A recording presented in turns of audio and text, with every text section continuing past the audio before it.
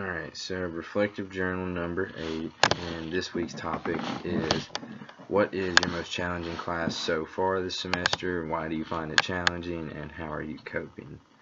So my most challenging class this semester, I would probably have to go with anatomy, simply for the fact of no matter how much anatomy you know, you still don't know any anatomy, I think. Like right now we're on the musculoskeletal system, so I'm kind of in a comfortable place, but there's still so much that I've learned it just in the past like 2 weeks that I've never even went over before. Some of the, I guess, like neck musculature and the deep lumbar musculature and things like that that just don't get touched on in other classes. So as far as like the more general, why do I find it challenging? It's just such a broad topic.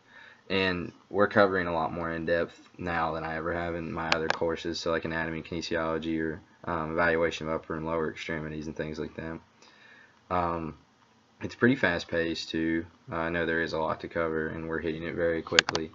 So I don't really have trouble with keeping up or anything like that. It's just trying to study everything at once, I guess. And also, so just for example, like the chapters we just finished where we started the musculoskeletal system. Not just knowing where the bones were, because I was pretty good in almost every case. I could name about any bone you could point to, but knowing like the composition now and knowing the different sections of bone, knowing like different minerals and things like that, like specific things that go into the storage, knowing the different compartments on the inside, and learning more about like bone marrow and things like that. So it's really interesting to kind of look more in depth to just the simple things that we've kind of learned to this point. Going back and reviewing, we've done some kind of exercise physiology when we started the actual muscular system itself. So it was interesting to kind of go back and even see that in a more in-depth physiological view. So looking higher up the chain of just knowing like the depolarization and the release of calcium and yada yada yada, things like that. So knowing even further up what causes that, and looking at it like actually in specific muscle groups and doing specific examples has been really interesting. As far as how I'm coping, I'm spending a lot more time studying for this class than I have in a lot of other courses, I guess, just because, like I said, there is so much material. One thing too that I do want to add that's challenging to this is just the clinical schedule I've been keeping up this semester. Just with Jashad and I being the two seniors on our rotation, we usually alternate days of praxis, so we stay pretty busy during the week.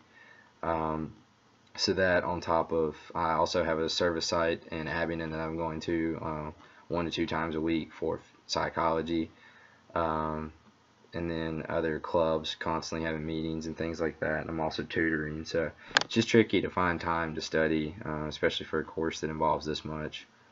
But I think I'm doing okay. I have a pretty good grade in the class right now. I'm happy with how I've done on my tests and lab practicals and things like that so far, and quizzes and all of that. So it's going pretty well. Just coping again. I'm studying a lot.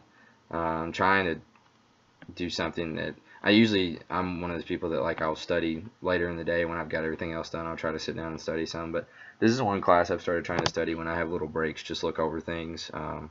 I've actually even completely changed how I take notes just for this course, and I'm trying to integrate it in the rest of my courses because I kind of figured out something that works better than just sitting there and taking notes. Because with anatomy, where it's so factual, I find it hard, whereas like compared to say the connections course that I have, like I know I can sit there and when Dr. Dawsey, for example, is telling me something, I can pick out what's important because it's a very conceptual kind of comprehension class. Whereas with anatomy, it's just fact, fact, fact. So I was kind of sitting there like taking the notes like I would in any other course and trying to do that, and then I realized that I could spend more time focusing on like key things that he was saying. So I had to kind of change up my system, and it's worked pretty well so far, and I actually find it easier to study. So I'll be interested to see how I do on the next test with that method.